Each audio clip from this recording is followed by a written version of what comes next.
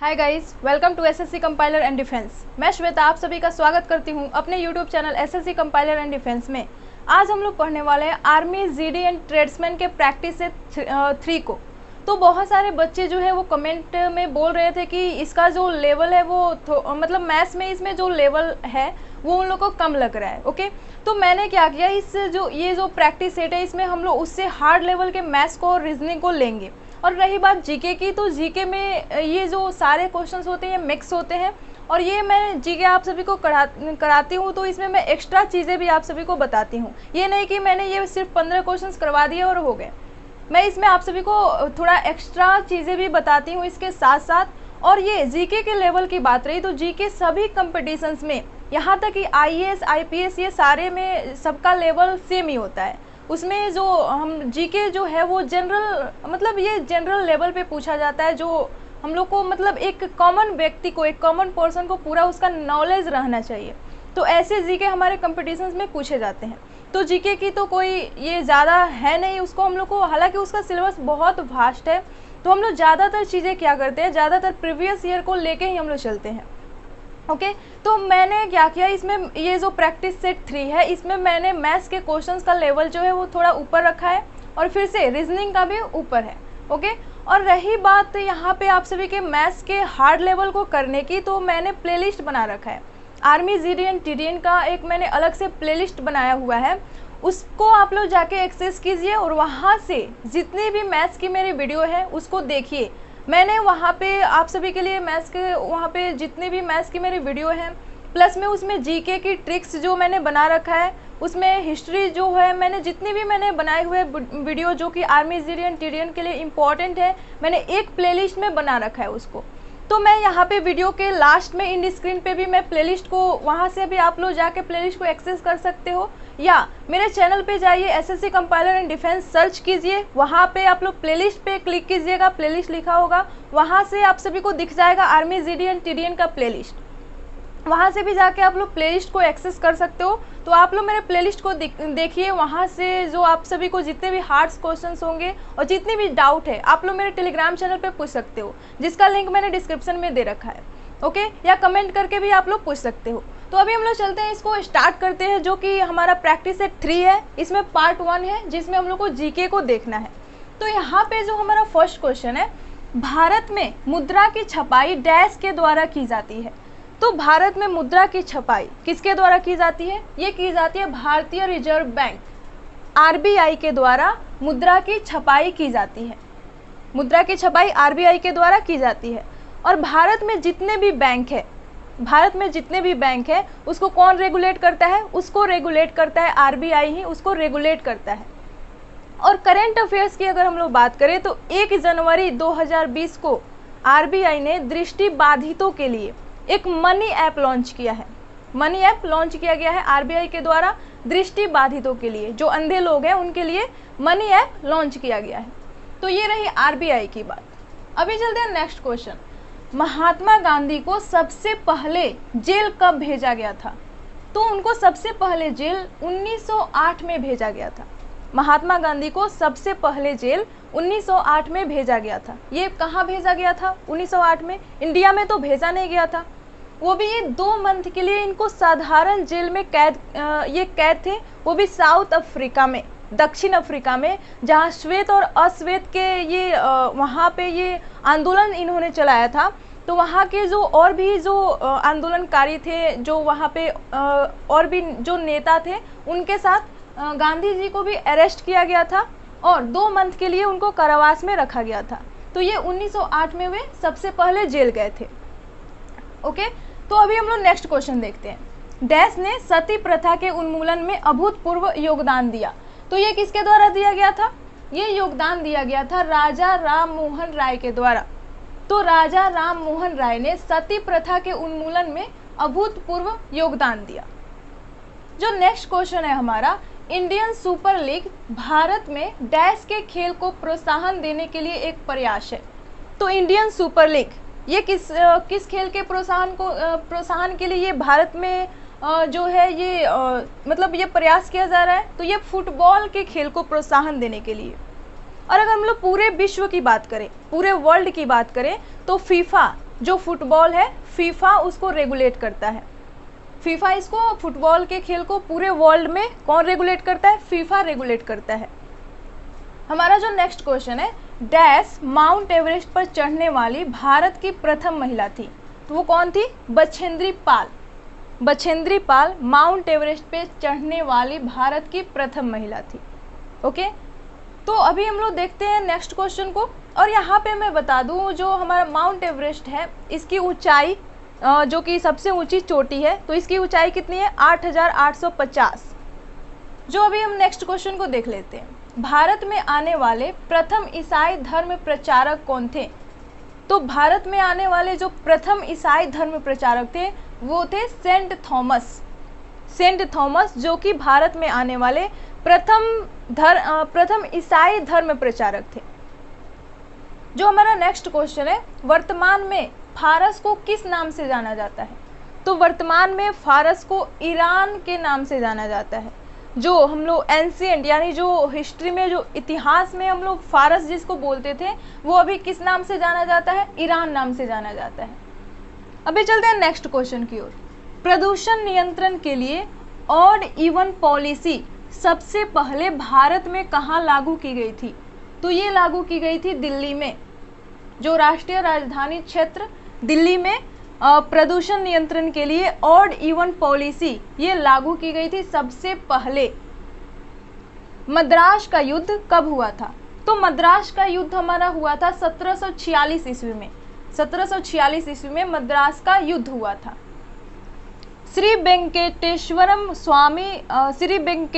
स्वामी वन्य जीव अभयारण्य डैश में स्थित है। तो ये कहाँ स्थित है? ये स्थित है आंध्र प्रदेश में। आंध्र प्रदेश में ये श्री वेंकटेश्वरम स्वामी वन्य जीव अभयारण्य ये स्थित है आंध्र प्रदेश में। तो हम सभी को पता है कि जो सबसे बड़ी समुद्री तट रेखा है वो कौन सी है? गुजरात की है। इंडिया में सबसे बड़ी समुद्री तट रेखा गुजरात की है। और अगर हम लोग बात करें यहाँ पे ये तो हमारा पश्चिमी हो गया, पश्चिम की तरफ, जो कि गुजरात हमारा किस मैप में किधर स्थित है? पश्चिम की तरफ स्थित है। तो पश्चिम में गुजरात जो है वो सबसे लंबी तट रेखा वाला राज्य है। अगर यहाँ पे हम लोग बात करें पूर्व की तरफ या साउथ इंडिया की बात करें, तो उसमें जो सबसे मतलब लॉन्गेस्ट अगर हम लोग बात करें सबसे लंबी तट रेखा की, वो किसकी है? आंध्र प्रदेश की है। तो ये दूसरी सबसे लंबी तट रेखा वाला राज्य कौन सा है? आंध्र प्रदेश है। पहली सबसे लंबी तट रेखा वाला राज्य कौन सा है? गुजरात है। और दूसरी सबसे लंबी तट रेखा वाला राज्य आंध्र प्रदेश है। तो आंध्र प्रदेश की राजधानी हैदराबाद हो गया। यहाँ पे श्री वेंकटेश्वरम स्वामी वन्य जीव अभयारण्य है। तो आंध्र प्रदेश ये हमारा हो गया आंसर। अभी जो नेक्स्ट क्वेश्चन है, भारतीय योजना आयोग का गठन कब हुआ था? तो भारतीय योजना आयोग का गठन 1950 में हुआ था। और इसका गठन किसने करवाया था? तो प्रधानमंत्री जवाहरलाल नेहरू, जो कि हमारे देश के प्रथम प्रधानमंत्री थे, उन्होंने योजना आयोग का गठन किया था 1950 में। और 1 जनवरी 2015 को ये योजना आयोग को हटा के प्रधानमंत्री नरेंद्र मोदी ने नीति आयोग की स्थापना की। ओके, नीति आयोग की स्थापना की गई।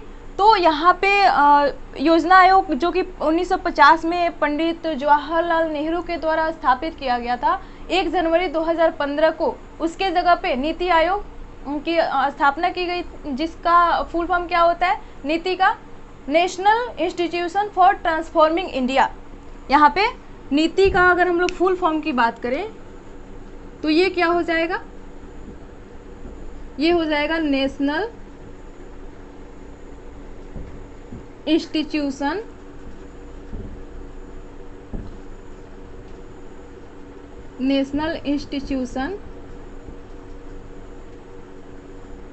For transforming India. Okay, transforming India. तो ये होता है नीति आयोग का फुल फॉर्म। ओके, तो यहाँ पे हम लोगों ने ये देख लिया। और इसका नीति आयोग जो है उसका जो अध्यक्ष होता है वो कौन होते हैं? अध्यक्ष उसके प्रधानमंत्री होते हैं। अभी देखते हैं नेक्स्ट क्वेश्चन। भारत में योजना आयोग को भंग कर 1 जनवरी 2015 से किस नए आयोग की स्थापना की गई? तो ये मैंने आप सभी को बता दिया कि नीति आयोग की स्थापना की गई, जिसका अध्यक्ष कौन होते हैं? इसके अध्यक्ष होते हैं प्रधानमंत्री। श्री अटल बिहारी वाजपेयी तथा मदन मोहन मालवीय को 2015 में भारत का सर्वोच्च नागरिक सम्मान डैश से प्रदान किया गया। तो ये जो भारत का सर्वोच्च नागरिक सम्मान है वो कौन है? भारत रत्न। तो भारत रत्न से अटल बिहारी वाजपेयी तथा मदन मोहन मालवीय को 2015 में इन्हें भारत रत्न से सम्मानित किया गया, जो कि इंडिया का सर्वोच्च नागरिक सम्मान है। जो नेक्स्ट क्वेश्चन है, मेजर ध्यानचंद राष्ट्रीय स्टेडियम डैश में स्थित है? तो मेजर ध्यानचंद राष्ट्रीय स्टेडियम ये दिल्ली में स्थित है। दिल्ली में मेजर ध्यानचंद राष्ट्रीय स्टेडियम स्थित है।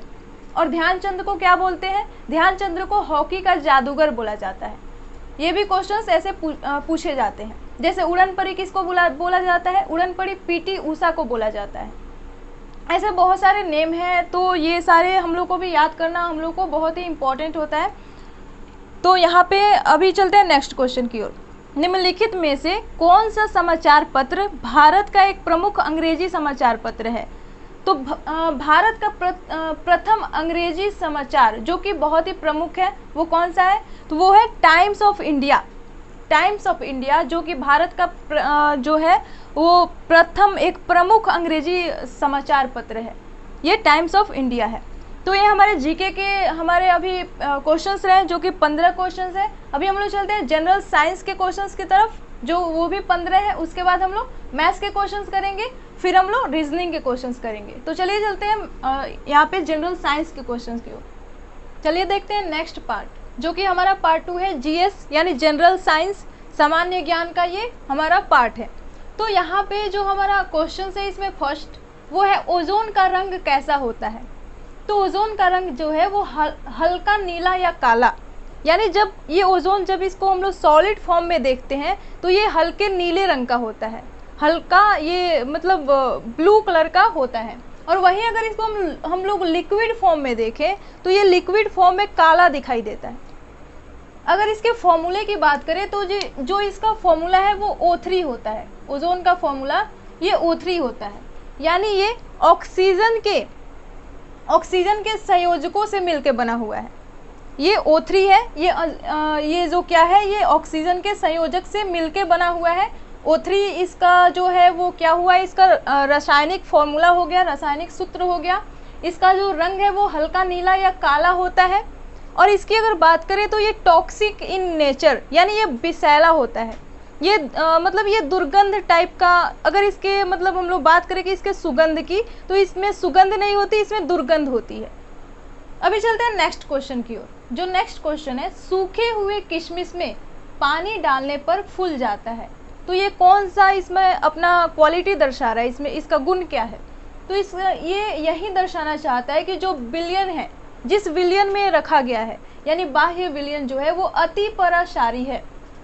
अति पराशारी मीन्स इसमें क्या हो रहा है, वो जो विलयन है वो बहुत ही पतला है और उसमें वो क्या हो रहा है, वो जो किशमिश है उसमें वो मतलब चला जा रहा है उसके छिद्र के द्वारा, उसमें जो रंध्र है, जो छिद्र है उसके द्वारा उसके अंदर चला जा रहा है। तो इसका मतलब क्या हुआ, जब किशमिश फूल जा रहा है तो ये क्या दर्शाना चाहता है? ये दर्शाना चाहता है कि जो विलयन है वो अति पराशारी है।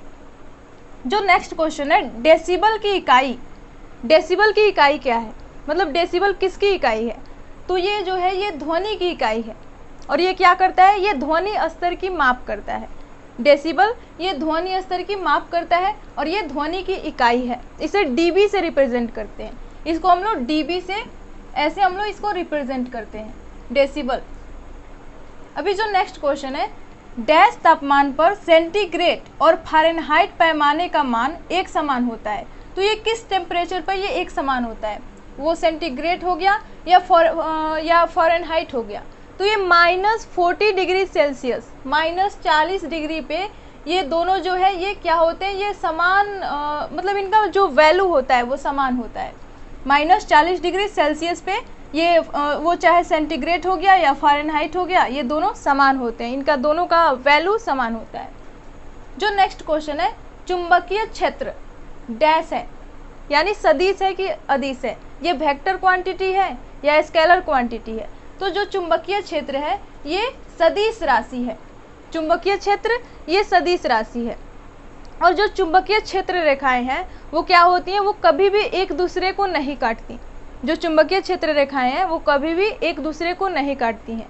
और ये क्या होती हैं, ये उत्तर से निकल के दक्षिण की तरफ जाती हैं। ये सारे जो रूल्स हैं ये भी इम्पोर्टेंट्स है क्योंकि कभी कभी पूछ लिए जाते हैं। और जब चुंबक के जो दो ध्रुव होते हैं, एक तो हो गया उत्तर ध्रुव, एक हो गया दक्षिण ध्रुव, यानी नॉर्थ पोल और साउथ पोल। तो उत्तरी ध्रुव और दक्षिणी ध्रुव, अगर हम लोग दो चुंबक लाएं और दोनों चुंबकों के एक मतलब जैसे कि उसका भी उत्तरी ध्रुव और दूसरे चुंबक का भी उत्तरी ध्रुव, अगर दोनों को एक पास हम लोग रखेंगे तो दोनों में क्या होगा, रिपल्सन होगा, यानी दोनों एक दूसरे से अलग हटेंगे। तो ऐसे ये सारे जो हैं ये इसके गुण होते हैं। अभी हम लोग नेक्स्ट क्वेश्चन देखते हैं। जो नेक्स्ट क्वेश्चन है, निम्न में से किस उत्प्रेरक की उपस्थिति में प्रकाश संश्लेषण होता है? तो कौन सा उत्प्रेरक है जिसकी उपस्थिति में जो है प्रकाश संश्लेषण है जो होता है? तो उत्प्रेरक जो है वो है हरे पौधों की पत्ती में उपस्थित क्लोरोफिल। जो हरे पत्ते होते हैं, जो उनकी पत्ती में क्लोरोफिल होता है, वो अगर उत्प्रेरक नहीं रहे तो हरे पौधे जो हैं वो प्रकाश संश्लेषण की क्रिया नहीं कर पाएंगे।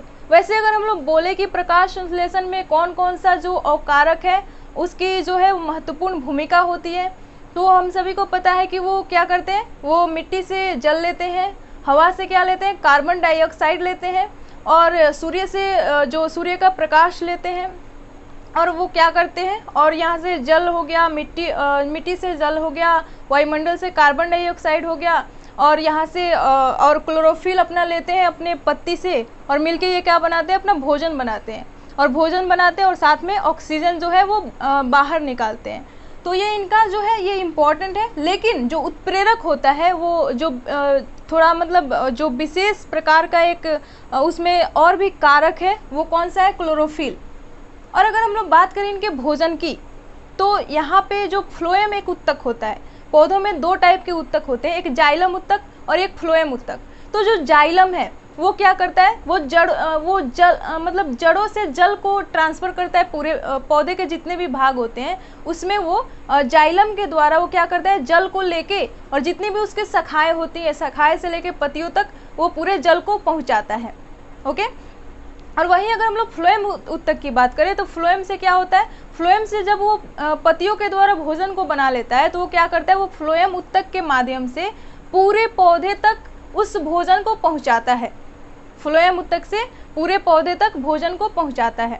तो जाइलम और फ्लोएम, जाइलम से आप लोग जल याद रखिए, जाइलम से ज इसमें भी आ रहा है और जल में भी ज आ रहा है, यानी जाइलम से क्या हो रहा है, जल को वो पहुंचा रहा है पूरे पौधों तक, पूरे पौधों के पत्तियों तक, शाखाओं से लेके। और वही अगर हम लोग फ्लोएम उत्तक की बात करें तो फ्लोएम से वो पूरे खाने को, वो जो पत्तियां उसके खाना को तैयार कर रही हैं, भोजन को, वो पूरे पौधे तक पहुंचा रहा है। अभी हम लोग नेक्स्ट क्वेश्चन की ओर चलते हैं। निम्न में से कौन सा ऊर्जा के नवीनीकरणीय स्रोत का उदाहरण है? तो नवीनीकरणीय मीन्स क्या होता है, जिसका फिर से हम लोग रिसाइकल कर सके, फिर से उसका जिसका हम लोग उपभोग कर सके, यानी वो एक बार उपभोग करने के बाद वो ख़त्म ना हो, यानी वो हमेशा यूजफुल रहे, हमेशा यूज करने वाला रहे। तो वो कौन सा है इसमें, सौर ऊर्जा। जो सौर ऊर्जा है उसका हम लोग बार बार यूज़ कर सकते हैं। वैसे अगर हम लोग बात करें पवन ऊर्जा की, पवन ऊर्जा भी हम लोग हमेशा यूज़ कर सकते हैं। फिर से एक जल ऊर्जा, जो जिससे कि जल से क्या करते हैं हम लोग, आजकल ये विद्युत बनाया जाता है, वो पन बिजली नाम से एक, तो वैसे हम लोग ये सारे क्या है, ये ऊर्जा के नवीनीकरणीय स्रोत हैं, यानी जिसका हम लोग बार बार यूज़ कर सकते हैं, रिसाइकल जिसका बार बार हो सकता है। तो ये इसमें कौन सा आता है, सौर ऊर्जा आता है। तो अभी हम लोग चलते हैं नेक्स्ट क्वेश्चन की ओर। चलिए देखते हैं नेक्स्ट क्वेश्चन। जो हमारा नेक्स्ट क्वेश्चन है, रासायनिक ऊर्जा यांत्रिक ऊर्जा में परिवर्तित होती है। तो ये रासायनिक ऊर्जा जो है वो यांत्रिक ऊर्जा में मानव शरीर में परिवर्तित होती है। मानव शरीर में रासायनिक ऊर्जा यांत्रिक ऊर्जा के रूप में परिवर्तित होती है। तो यहाँ पे जो हम लोग स्पेशली हम लोग यहाँ पे रसायन की बात कर रहे हैं, तो जो रसायन है, रासायनिक चीज़ें जैसे कि हम लोग खाते हैं, वो जितने भी हमारे आजकल प्रोडक्ट्स हो रहे हैं, जो उत्पाद जो खेतों से हमें मिल रहे हैं, जो जैसे कि कोई भी हमारे पास उत्पाद है वो बिना खाद के हम लोग नहीं उसको कर सकते, नहीं उत्पादित कर सकते। या जो पेड़ पौधे से प्राप्त होते हैं उसमें भी रासायनिक जो तत्व होते हैं वो पाए जाते हैं। तो हम लोग रासायनिक चीज़ों को खाते हैं और वो क्या होता है, वो कन्वर्ट कर देता है हमें एनर्जी में, उसको कन्वर्ट करता है हमारा जो बॉडी है, हमारा शरीर। और उसके बाद हमें जो एनर्जी मिलती है वो किसके फॉर्म में मिलती है, यांत्रिक एनर्जी, मैकेनिकल एनर्जी के रूप में हमें मिलती है। उसे हम लोग यांत्रिक ऊर्जा बोलते हैं और इसके द्वारा हम लोग कार्य करते हैं। तो यहाँ पे तो बात हुई कि रासायनिक ऊर्जा को यांत्रिक ऊर्जा में मानव शरीर के द्वारा बदला जाता है। अगर हम लोग बात करें जैसे कि बैटरी की, अगर हम लोग बात करते हैं तो बैटरी जो होती है उसकी सबसे छोटी इकाई की अगर हम लोग बात करें तो वो होती है सेल। बैटरी की सबसे छोटी इकाई सेल होती है। जैसे कि मानव शरीर में अगर हम लोग बात करें सबसे छोटी इकाई तो वो कौन सी होती है, जो कि मूलभूत इकाई बोली जाती है, वो कोशिका होती है। ओके, कोशिका जो है वो मानव शरीर की मूलभूत इकाई है, जो कि हम लोग उसको कोशिका बोलते हैं। वैसे ही अगर बैटरी की बात करें तो बैटरी की जो मूलभूत इकाई है वो सेल होती है। सेल से मिलके बैटरी बना होता है। तो बैटरी में क्या होता है, बैटरी जो है वो रासायनिक ऊर्जा को विद्युत ऊर्जा में कन्वर्ट करता है। जो बैटरी है वो रासायनिक ऊर्जा को विद्युत ऊर्जा में कन्वर्ट करता है। अगर हम लोग मोटर की बात करें तो मोटर क्या है, मोटर जो है वो विद्युत ऊर्जा को यांत्रिक ऊर्जा में कन्वर्ट करता है। जो मोटर है वो विद्युत ऊर्जा को यांत्रिक ऊर्जा में कन्वर्ट करता है। और जनरेटर जो है वो यांत्रिक ऊर्जा को विद्युत ऊर्जा में कन्वर्ट करता है। तो ये हो गई जो ऊर्जा के कन्वर्सन की बात हो गई, कन्वर्जन की, किस फॉर्म से किस फॉर्म में हम लोग उसको कन्वर्ट कर सकते हैं। अभी देखते हैं नेक्स्ट क्वेश्चन को। तो जो हमारा नेक्स्ट क्वेश्चन है पीवी इक्वल टू स्थिरांक, ये क्या कहलाता है। तो ये जो क्वेश्चन है ये हो गया बॉयलर्स का नियम। इसको हम लोग बॉयल का नियम भी बोलते हैं। पीवी इक्वल टू कॉन्स्टेंट यानी स्थिरांक, ये कहलाता है बॉयलर्स का नियम या बॉयल का नियम। जैसे ओम का नियम क्या होता है, V equal to I R, वैसे ही यहाँ पे पीवी इक्वल टू स्थिरांक क्या हो गया, कांस्टेंट क्या हो गया, बॉयलर्स का नियम हो गया। अभी जो हमारा नेक्स्ट क्वेश्चन है, सोडियम कार्बोनेट आमतौर पर किस नाम से जाना जाता है। जो सोडियम कार्बोनेट है यानी इसका जो रासायनिक फॉर्मूला होता है ये क्या हो जाता है, ये होता है Na2CO3 into 10H2O into 10H2O। तो ये इसका रासायनिक फॉर्मूला होता है। ओके, जो सोडियम कार्बोनेट है इसका रासायनिक फॉर्मूला हो जाता है Na2CO3 इंटू 10H2O। और इसका जो आमतौर पर जो हम लोग इसको सिंपल जो इसका नाम होता है वो क्या हो जाता है, धोने का सोडा। इसे हम लोग बोलते हैं धोने का सोडा या धोबिया सोडा। तो ये सोडियम कार्बोनेट रासायनिक फॉर्मूला हो गया Na2CO3 इंटू 10H2O। और इसको हम लोग सिंपल नाम से क्या बोलते हैं, धोने का सोडा यानी धोबिया सोडा। अगर हम लोग बात करें एक इसी से मिलता जुलता जो है सोडियम बाइकार्बोनेट, उसका जो सिंपल नाम होता है वो क्या होता है, खाने का सोडा। और उसका फॉर्मूला, उसका रासायनिक जो फॉर्मूला होता है वो हो जाता है NaHCO3। तो जो सोडियम बाइकार्बोनेट जिसको हम लोग खाने का सोडा बोलते हैं तो उसका रासायनिक सूत्र NaHCO3 होता है। और धोने का सोडा यानी धोबिया सोडा जिसको सोडियम कार्बोनेट बोलते हैं उसका फॉर्मूला क्या होता है, Na2CO3 इंटू 10H2O। यहाँ पे एग्जाम में अगर 10H2O नहीं दे रखा हो यानी सिर्फ इतना ही दे रखा हो Na2CO3 तब भी वो सही होता है। ओके, यहाँ पे इसके दो टाइप से क्वेश्चंस पूछ लिए जाते हैं, सिर्फ Na2CO3 भी देता है और Na2CO3 इंटू 10H2O भी देता है। तो ये हमारा हो गया जो क्वेश्चन। इसके बाद हमारा जो नेक्स्ट क्वेश्चन है, पानी के बूंदों का गोल होने का कारण क्या है।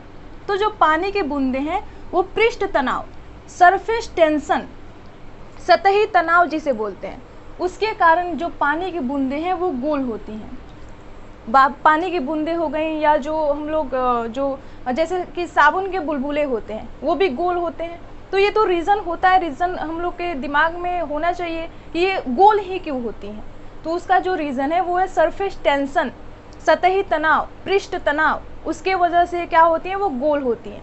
क्योंकि आप सभी को पता है कि अगर हम मतलब साइंस में हम लोगों ने वैसे भी पढ़ा हुआ है कि जो हमारे पास जो जैसे कि गोल जो चीज़ें होती हैं वो ज़्यादा स्टेबल होती हैं। जो गोल चीज़ें होती हैं वो ज़्यादा स्टेबल होती हैं। जैसे कि यूनिवर्स की अगर हम लोग बात करें, ब्रह्मांड की बात करें, तो वहाँ पे जितने भी खगोलीय पिंड हैं जितने भी वहाँ पे ब्रह्मांड की जितनी भी पिंड्स हैं वो कैसी हैं, वो गोल के फॉर्म में ही है। ज़्यादातर जो चीज़ें वो क्या है, वो गोल फॉर्म में ही है, गोल शेप में है। तो इसीलिए जो यहाँ पे मतलब पृष्ठ तनाव के कारण जो क्या हो जाता है, यहाँ पे गोलीय हो जाता है और वो ज़्यादा स्टेबल होता है। कोई भी चीज़ जो कि गोल हो, स्फेरिकल हो, वो ज़्यादा स्टेबल होता है। यहाँ पे एंजाइम, जो नेक्स्ट क्वेश्चन है कि एंजाइम क्या होता है, तो एंजाइम जो है वो प्रोटीन होता है। एंजाइम एक टाइप का प्रोटीन होता है। तो यहाँ पे प्रोटीन जो है, यहाँ पे प्रोटीन ये एक इम्पॉर्टेंट फैक्ट है जो कि नाइट्रोजन युक्त होता है। ये जो है ये नाइट्रोजन युक्त होता है प्रोटीन, और इसे हम लोग, ये हमारे शरीर के अंदर नहीं पाया जाता। प्रोटीन जो है ये हमारे शरीर के अंदर नहीं होता, इसे हम लोग बाहर से अंदर लेते हैं। वो भी किस फॉर्म में, कहीं सब्जी के फॉर्म में, या फल जो हम लोग खाते हैं उसके थ्रू हम लोग प्रोटीन्स को अपने अंदर लेते हैं। ये प्रोटीन्स जो होते हैं वो हमारे शरीर के अंदर नहीं होते। और ये बने कैसे होते हैं, ये बने होते हैं 20 अमीनो एसिड से, 20 अमीनो अम्ल के मिलने से ये बने होते हैं। यहाँ पे अमीनो अम्ल, 20 अमीनो अम्ल के मिलने से ये बने होते हैं जो ये प्रोटीन्स हैं। ओके, तो यहाँ पे हम लोगों ने देखा कि जो 20 ये अमीनो एसिड्स हैं, ये मतलब अलग अलग टाइप के 20 अमीनो एसिड्स के मिलने से वो डिपेंड करता है कि वो प्रोटीन कौन सा है, तो उसके मिलने से ये प्रोटीन बना होता है। और प्रोटीन जो है ये नाइट्रोजन युक्त होता है। नाइट्रोजन युक्त जो है वो प्रोटीन होता है। एंजाइम एक टाइप का क्या है, ये भी प्रोटीन है। ओके, अभी हम लोग देख लेते हैं नेक्स्ट क्वेश्चन। जो नेक्स्ट क्वेश्चन है, डेंड्राइट्स किस में पाए जाते हैं, तो डेंड्राइट्स जो हैं वो न्यूरॉन में पाए जाते हैं। न्यूरॉन जो कि तंत्रिका कोशिका की इकाई है। तंत्रिका कोशिका की सबसे छोटी इकाई कौन सी है, न्यूरॉन है। जैसे कि अगर हम लोग बात करें ब्रिक की, तो ब्रिक की सबसे छोटी इकाई कौन सी है, वो है नेफ्रॉन। ब्रिक की सबसे छोटी इकाई नेफ्रॉन होती है। वैसे ही डेंड्राइट्स जो तंत्रिका कोशिका है उसकी सबसे छोटी इकाई न्यूरॉन होती है। यहाँ पे ब्रिक, जो ब्रिक होता है इसकी छोटी इकाई कौन सी होती है, नेफ्रॉन। नेफ्रॉन उसको हम लोग बोलते हैं। ओके, ये सबसे छोटी इकाई होती है ब्रिक की। वैसे ही तंत्रिका कोशिका की सबसे छोटी इकाई न्यूरॉन होती है। अगर हम लोग बात करें सबसे लंबी कोशिका, सबसे लंबी कोशिका कौन सी होती है, तो वो होती है तंत्रिका कोशिका। मानव शरीर में सबसे लंबी कोशिका तंत्रिका कोशिका होती है। उसकी लंबाई कितनी होती है, 1 मीटर की। 1 मीटर की उसकी लंबाई होती है। अगर हम लोग बात करें सबसे छोटी कोशिका की, तो जो सबसे छोटी कोशिका होती है वो होती है माइक्रोन। उसकी जो लंबाई होती है वो होती है 0.1 मिलीमीटर। माइक्रोन जो कि सबसे छोटी कोशिका है, तो मानव शरीर की सबसे छोटी कोशिका होती है। तो इस पे मैंने मानव शरीर से रिलेटेड महत्वपूर्ण तथ्य मैंने उसकी वीडियो बना रखी है, आप लोग उसको जाके देख लीजिए। उसमें जितने भी इम्पोर्टेंट पॉइंट्स हैं ह्यूमन बॉडी से रिलेटेड, मैंने उसमें सारे कवर किए हुए हैं। उस पर जो उसका थंबनेल मैंने लिखा हुआ है, मनुष्यों के शरीर के महत्वपूर्ण तथ्य, तो उसको आप लोग देखना बिल्कुल ना भूलिएगा, क्योंकि वो बहुत ही इंपॉर्टेंट है पूरे एग्ज़ाम के लिए। बहुत ही वेरी वो इम्पॉर्टेंट है, उससे क्वेश्चंस बनते ही बनते हैं एग्ज़ाम में, तो उसको आप लोग इग्नोर मत कीजिएगा, उसको देख लीजिए। और इसके लिए मैंने आर्मी जीडी एंड टीडीएन के लिए मैंने अलग से एक प्लेलिस्ट बना रखी है। उसमें जितने भी मैथ्स जो कि इम्पॉर्टेंट है आप सभी के लिए, तो उसमें मैथ्स की मैंने वीडियो डाल रखी है। फिर से जो जीके की वीडियो इम्पॉर्टेंस है वो भी, मेरे जीके के ट्रिक्स भी है जो कि मैंने उस प्लेलिस्ट में डाल रखी है। उसमें 36 या 37 वीडियोज़ हैं, तो आप लोग उसको एक्सेस कर लीजिए और उसको देखना बिल्कुल ना भूलिएगा। वैसे मैं वीडियो के इंड स्क्रीन पे भी उसको मैं लगा दूँगी, वहाँ से भी आप लोग जाके वहाँ से प्लेलिस्ट को अपने एक्सेस कर लीजिए और वहाँ से देखिए। आप लोग वीडियो के इंड स्क्रीन पे वहाँ पे आपको दिखेगा। तो यहाँ पे हम लोगों ने कर लिया ये न्यूरॉन, जो कि डेंड्राइट्स जो किस में पाए जाते हैं, न्यूरॉन में पाए जाते हैं। अभी जो नेक्स्ट क्वेश्चन है, विद्युत ऊर्जा का सबसे ज़्यादा उपयोग डैश प्राप्त करने में किया जाता है, तो विद्युत ऊर्जा, तो इसका तो आजकल तो विद्युत ऊर्जा का यूज़ के बिना हम लोग रह ही नहीं सकते। तो यहाँ पे पूछा जा रहा है कि यहाँ पे मतलब किस में हम लोग यूज़ करते हैं, तो ऑप्शन को हम लोग देखें तो उष्मा के लिए भी इसका यूज़ किया जाता है, जैसे कि हीटर हो गया। मैकेनिकल कार्य, जितने भी हमारे वर्क हो रहे हैं आजकल, जितने भी कार्य हो रहे हैं वो सारे हम लोग किससे ऊर्जा मतलब बिजली से ही करते हैं, बिजली के थ्रू ही। उसके बाद कौन सा है, प्रकाश, लाइट के लिए भी हम लोग यूज़ करते हैं। तो ये हो गया हमारा विद्युत ऊर्जा। अभी जो नेक्स्ट क्वेश्चन है, पृथ्वी पर गुरुत्वीय त्वरण का मान होता है। तो पृथ्वी पर गुरुत्वीय त्वरण का मान 9.8 मीटर पर सेकेंड स्क्वायर होता है। जो पृथ्वी पर अगर हम लोग गुरुत्वीय त्वरण, जिसको हम लोग जी बोलते हैं, उसका मान कितना हो गया 9.8 मीटर पर सेकेंड स्क्वायर। यहाँ पे कभी कभी ऑप्शन में 9.8 मीटर पर सेकेंड स्क्वायर भी देता है और 10 मीटर पर सेकेंड स्क्वायर भी देता है। तो हम लोग यहाँ पे कैलकुलेशन इजी करने के लिए इसको लेते हैं 10 मीटर पर सेकेंड स्क्वायर को। अगर ऑप्शन में 9.8 मीटर पर सेकेंड स्क्वायर ना दे रखा हो तो हम लोग किसको टिक करेंगे, हम लोग टिक करेंगे 10 मीटर पर सेकेंड स्क्वायर को।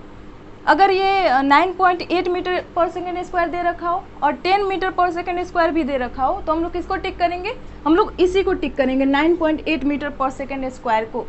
ओके, क्योंकि ये ज़्यादा एक्यूरेट वैल्यू होता है गुरुत्वीय त्वरण का, जिसको हम लोग जी से सूचित करते हैं। तो ये रहे हमारे जीके के पूरे कंप्लीट क्वेश्चंस, जो कि 15 क्वेश्चन है हमारे सेट में। तो अभी हम लोग चलते हैं मैथ्स के क्वेश्चंस की ओर। चलिए देखते हैं नेक्स्ट क्वेश्चन को, जो कि हमारा मैथ्स का सेक्शन है। तो इसमें हम लोग इसमें भी 15 क्वेश्चंस पूछे जाते हैं, तो हम लोग इसको कंप्लीट करेंगे। तो यहाँ पे जो क्वेश्चन दे रखा है, एक छात्र परीक्षा में 60 अंक प्राप्त करता है और 20 अंकों से फेल हो जाता है। यदि उत्तीर्ण अंक 40% हो तो कुल अंक कितने होंगे। यहाँ पे हम लोग को इसका जो मतलब टोटल एग्ज़ाम कितने का हुआ है ये हम लोग को पता करना है। क्योंकि यहाँ पे दे रखा है कि जो एक छात्र है वो 60 अंक प्राप्त करता है और 20 अंकों से फेल हो जाता है, और उसका पासिंग मार्क्स कितना है, उत्तीर्ण अंक कितना है, 40% है। वो मतलब यहाँ पे सिंपली क्या बोला जा रहा है कि यहाँ पे अगर वो 40% मार्क्स ला लेता तो वो पास हो जाता। यानी जो ये 60 अंक यहाँ पे उसको मिला हुआ है, अगर उसने 20 भी और ले लिए होते और वो 20 ला लिया होता तो उसका मतलब वो पास हो जाता। यहाँ पे 60 + 20 80 जो है, यानी पास होने के लिए कितना चाहिए, 80 अंक चाहिए, और यहाँ पे 40% उसका परसेंट होना चाहिए। यानी जो ये 40% दे रखा है वो किसके बराबर हो जाएगा, वो हो जाएगा 60 + 20 के, क्योंकि 60 अंक उसने लिए हैं और 20 अंकों से फेल हो गया है। तो अगर वो 80 अंक लाता तो पास हो जाता, और पास होने के लिए परसेंटेज कितना चाहिए, परसेंटेज जो है वो 40% होना चाहिए, तब वो पास हो जाएगा। यानी 40% जो है वो 60 + 20 के बराबर हो जाएगा, जो कि कितना हो गया, 80 हो गया। यानी 40% 80 के बराबर है।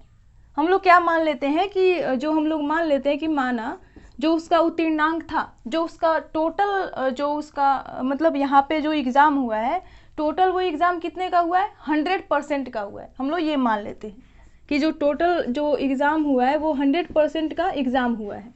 तो 40% तो 80 के बराबर है। तो यहाँ से अगर हम लोग सॉल्व करेंगे कि 1% कितने के बराबर हो जाएगा, ये हो जाएगा 80/40। अगर हम लोग 100% की बात करें जो कि हम लोग को निकालना है, तो 100% क्या हो जाएगा, 100% 100% = 80/40 × 100।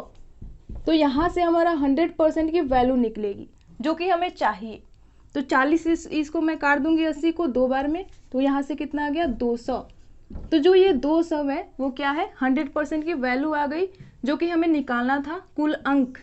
तो हम लोगों ने कुल अंक कितना माना था, 100% माना था।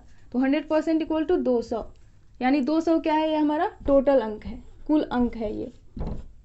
तो ये हमारा आंसर निकल चुका है। तो अभी हम लोग देख लेते हैं नेक्स्ट क्वेश्चन। ये हमारा नेक्स्ट क्वेश्चन क्या बोल रहा है, अजय और विजय के आयु का अनुपात 3:4 है। 5 साल के बाद उनकी आयु का अनुपात 4:5 हो जाएगा। विजय की वर्तमान आयु ज्ञात करें। यहाँ पे हम लोग यहाँ पे अनुपात दे रखा है जो कि प्रेजेंट आयु, जो कि उनका अभी का आयु का अनुपात है, उनके अभी के उम्र का अनुपात है, वो है 3:4। और 5 साल के बाद बोला जा रहा है कि 5 साल के बाद उनके आयु का अनुपात कितना हो जाएगा, वो हो जाएगा 4:5 हो जाएगा। तो यहाँ पे हम लोगों से पूछा जा रहा है कि विजय की वर्तमान आयु क्या है। तो इसको हम लोग कैसे सॉल्व करेंगे, वो भी छोटे से छोटे मतलब यहाँ पे हम लोग छोटे में इसको सॉल्व करेंगे और कम टाइम में सॉल्व करेंगे इसको। तो अभी इनके आयु का अनुपात कितना है, विजय का, अजय का और विजय का। तो ये दे रखा है जो कि प्रेजेंट है 3:4। अब बोला जा रहा है कि 5 साल के बाद, 5 साल के बाद यानी यहाँ पे हम लोग कर देंगे +5 दोनों में, क्योंकि दोनों का एज बढ़ेगा तो +5 हम लोग कर देंगे। यहाँ पे 5 साल के बाद कितना बोला जा रहा है कि 4:5 हो जाएगा। तो यहाँ पे हम लोग क्या लिख देंगे, 4:5। तो यहाँ पे हम लोग इसको सॉल्व करने के लिए एक ये हमारा नया कंसेप्ट है कि ऐसे हम लोग इसको सॉल्व कर सकते हैं, जो कि जल्दी से जल्दी हम लोग का क्वेश्चन सॉल्व हो जाएगा। नहीं तो हम लोग x मानेंगे, फिर हम लोग दोनों के एज में 5 को ऐड करेंगे, फिर उसको लाएंगे, तो उतना मतलब जो हमारा पेपर है जो कि एग्ज़ाम में बहुत कम मिलता है वो भी खर्च होगा और साथ में टाइम भी खर्च होगा। तो हम लोग दोनों को बचाने के लिए क्या करते हैं, यहाँ पे छोटे से फॉर्म में और माइंड से कंसेप्ट लगा के जल्दी से इसको सॉल्व करते हैं। तो अभी प्रेजेंट का इतना था, 5 साल के बाद इतना हो गया, तो हम लोग इसको कैसे सॉल्व करेंगे। यहाँ पे जो दिख रहा है यहाँ पे हम लोग तिरछा मल्टीप्लाई करते हैं, क्रॉस मल्टीप्लाई करते हैं। यहाँ पे क्रॉस मल्टीप्लिकेशन 3 में 5 से और यहाँ में 4 में 4 से, इसको हम लोग क्रॉस मल्टीप्लाई करते हैं। उसके बाद जो निकल के आता है जो मल्टीप्लिकेशन दोनों का, तो इसके मल्टीप्लिकेशन या जो ज़्यादा रहता है उसमें हम लोग को माइनस कर देना होता है। 5 × 15, 4 × 16, तो 16 आया, 16 रेशियो आया और यहाँ से 5 × 15 आया। ये दोनों को हम लोग माइनस कर देंगे, यहाँ से हम लोग को कितना मिल गया, 1 रेशियो मिल गया, दोनों का डिफरेंस। तो ये हम लोग क्रॉस मल्टीप्लिकेशन करके ये दोनों का डिफरेंस पहले पता करते हैं कि इनका डिफरेंस कितना है। तो हम लोगों ने ये निकाल लिया कि इनका जो डिफरेंस है, ये दोनों क्रॉस मल्टीप्लिकेशन करने पे 1 रेशियो आ गया। उसके बाद हम लोग को ये देखना होता है कि जो ये बीच में +5 दे रखा है, +5 यानी 5 साल के बाद, उसके बाद कितना हो जा रहा है, ये 4:5 हो रहा है। यानी जो ये +5 का जो यहाँ पे डिफरेंस दर्शाया गया है, जो 5 साल की बात कही गई है, उसी के कारण तो ये रेशियो बन रहा है, जो ये 4:5 हुआ है। तो ये 4:5 में हम लोग को देखना है कि यहाँ पे डिफरेंस कितने का हो रहा है। 4, ये यहाँ पे 4 से 5 हो रहा है, यानी +1 का यहाँ पे डिफरेंस आ रहा है, 1 का यहाँ पे डिफरेंस आ रहा है, 4 से 5 हो रहा है। तो यहाँ पे तो 1 का डिफरेंस है। उसके बाद ये 1 का जो डिफरेंस है वो किसके कारण हुआ है, ये 5 साल के कारण हुआ है, जो कि 5 साल की बढ़ोतरी हुई है। तो हम लोग क्या कर देंगे, यहाँ पे 5 में 1 से मल्टीप्लाई कर देंगे, यानी यहाँ पे आ गया हमारा 5। तो हम लोग अब क्या करते हैं, जो ये हमारा 1 रेशियो जो निकला था ये क्रॉस मल्टीप्लिकेशन से, हम लोग यहाँ से 1 रेशियो को बराबर कर देंगे ये 5, जो कि हमारे डिफरेंस के थ्रू निकला है। दोनों को हम लोगों ने डिफरेंस से ही निकाला हुआ है, लेकिन एक क्रॉस मल्टीप्लिकेशन से निकला और एक ईयर के चेंज के कारण, साल के चेंज के कारण, वो भी साल बढ़ा हुआ था कि 5 साल के बाद, यानी फ्यूचर की बात हो रही थी। तो यहाँ पे इसके कारण जो डिफरेंस हुआ था उसको हम लोगों ने उसमें उसके बराबर कर दिया। तो 1 रेशियो की वैल्यू हमें पता चल गई कि 1 रेशियो की वैल्यू कितनी है, 5, यानी 1 अनुपात की वैल्यू हमें पता चल गई कि 5 है। तो यहाँ पे हम लोग को किसकी आयु निकालनी है, विजय की आयु निकालनी है कि विजय का जो वर्तमान एज है वो क्या है। तो हम लोग यहाँ पे देखेंगे कि जो प्रेजेंट एज का रेशियो है वो कितना है, 3:4 है। तो ये क्या दे रखा है, अजय और विजय का अनुपात दे रखा है, यानी 3 क्या है, 3 अजय का अनुपात है और 4 विजय का अनुपात है। तो हम लोग क्या मानते हैं रेशियो में, रेशियो को अलग करने के लिए, उसको आयु में बदलने के लिए क्या करते हैं, 4x करेंगे। तो विजय का जो एज है अनुपात में करने के लिए इसको क्या करेंगे, 4x हो जाएगा। और हमारा जो रेशियो का वैल्यू है 1 रेशियो का कितना आया, 5 आया है। तो हम लोग क्या करेंगे, 4 रेशियो का कितना हो जाएगा, यहाँ पे 4 में 5 से मल्टीप्लाई कर देंगे, यानी 20 साल। विजय जो है वो प्रेजेंट में यानी वर्तमान में अभी कितने का है, 20 वर्ष का है। तो जो हमारा आंसर हो जाएगा वो क्या हो जाएगा, 20 वर्ष हो जाएगा। तो हम लोग ऐसे इसको निकाल सकते हैं। अगर आप लोग इसको अपने माइंड में कैलकुलेशन करते हो तो ये आप लोग माइंड में इसको निकाल सकते हो, पेपर पेन से भी करने की कोई ज़रूरत नहीं है। ओके, तो अभी हम लोग चलते हैं नेक्स्ट क्वेश्चन की। चलिए देखते हैं नेक्स्ट क्वेश्चन।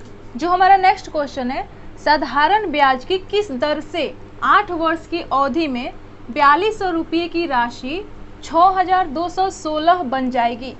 यहाँ पे हम लोग को क्या निकालना है, दर निकालना है कि इसका रेट क्या होगा, इसका वार्षिक दर क्या होगा। यहाँ पे R = व्हाट। तो यहाँ पे जो दे रखी है ये तो जो रुपया है 4200 जो है ये क्या है हमारा, ये है मूलधन।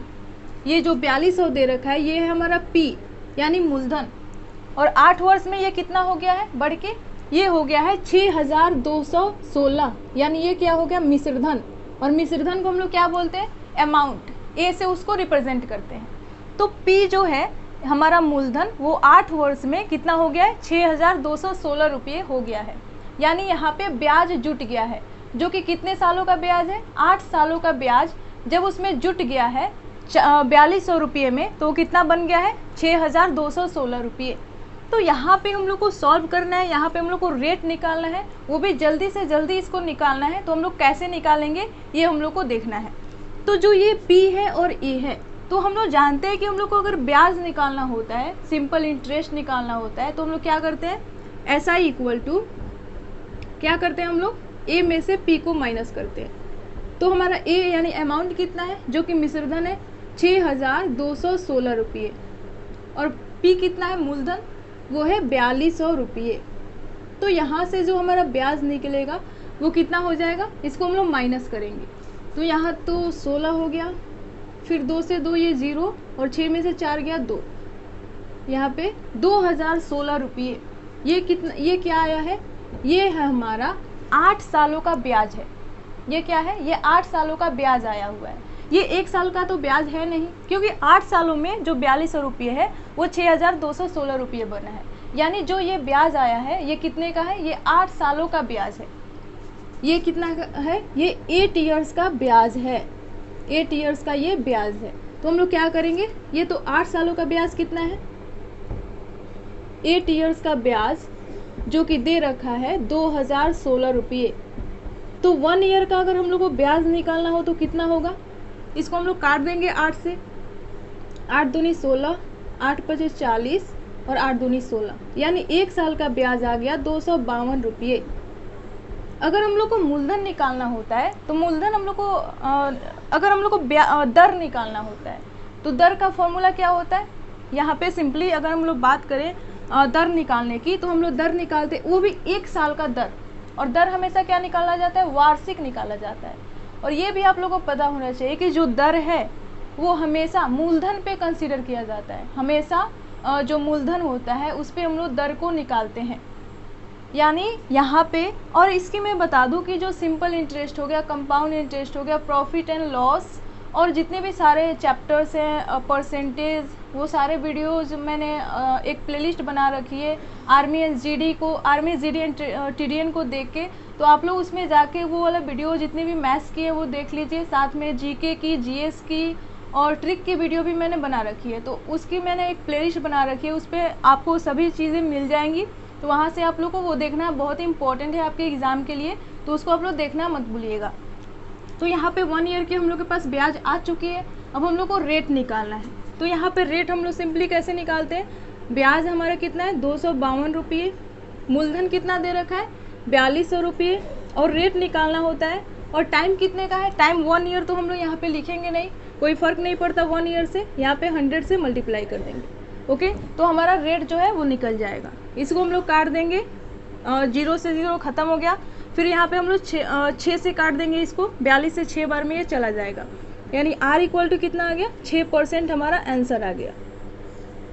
तो ये हो गया हमारा आंसर। ऐसे हम लोग इसको निकालते हैं, जल्दी से जल्दी इसको अटेम्प्ट करना हो तो हम लोग ऐसे निकाल सकते हैं। अभी जो हमारा नेक्स्ट क्वेश्चन है, सीमा ने रुपये 16,000 को 2 वर्ष के लिए चक्रवृद्धि ब्याज पर निवेश किया तथा निश्चित समय के बाद रुपये 17,640 प्राप्त किए, ब्याज की दर ज्ञात कीजिए। तो यहाँ पे जो चक्रवृद्धि ब्याज है वो क्या होता है, वो ब्याज पे ब्याज लेता है, यानी यहाँ पे स्क्वायर की बात होती है। यहाँ पे जो हम लोग को दर निकालना होता है या दर कभी भी निकालना हो तो यहाँ पे तो या तो स्क्वायर की बात होगी या स्क्वायर रूट की बात होगी। इसमें क्या होता है, इसमें जो ब्याज है वो मतलब जो 1 ईयर का जो 1 साल का ब्याज होगा वहीं दूसरे साल में भी उतना ही ब्याज लिया जाता है। लेकिन चक्रवृद्धि ब्याज में ऐसा नहीं होता, इसमें ब्याज पे भी ब्याज लिया जाता है, यानी इसमें स्क्वायर रूट ऐसे वाला कंडीशन चलता रहता है। तो यहाँ पे जो दे रखा है कि जो 16,000 है ये क्या है हमारा, ये है मूलधन। P इक्वल टू हमारे पास क्या है 16,000 रुपये है। अगर हम लोग अमाउंट की बात करें, वो भी टाइम कितने का दे रखा है, टाइम 2 साल का दे रखा है। और यहाँ पे अमाउंट यानी मिश्रधन कितना हो गया है, मिश्रधन हमारे पास 17,640 रुपये हो गया है। और टाइम कितने का है, टाइम है 2 साल का, 2 ईयर्स का। तो हम लोगों से पूछा जा रहा है यहाँ पे कि जो है हम लोग को ब्याज की दर निकालना है, यानी रेट कितनी होगी, यहाँ पे रेट कितनी होगी ये निकालना है। और मैंने आप सभी से बताया कि जो ब्याज की दर होती है वो क्या होती है, वो हमेशा वार्षिक होती है। तो हम लोग को वार्षिक निकालना होता है। तो हम लोग 2 साल का, तो 2 साल पे तो हम लोग उसको निकालेंगे नहीं कि 2 साल पे हमारा रेट कितना होगा। हम लोग तो हमेशा 1 साल पे किसी भी चीज़ की गणना करनी होती है या रेशियो भी निकालना हो तो सिंपली हम लोग 1 साल का निकाल के उसके बाद जितना का निकालना होता है निकालते हैं।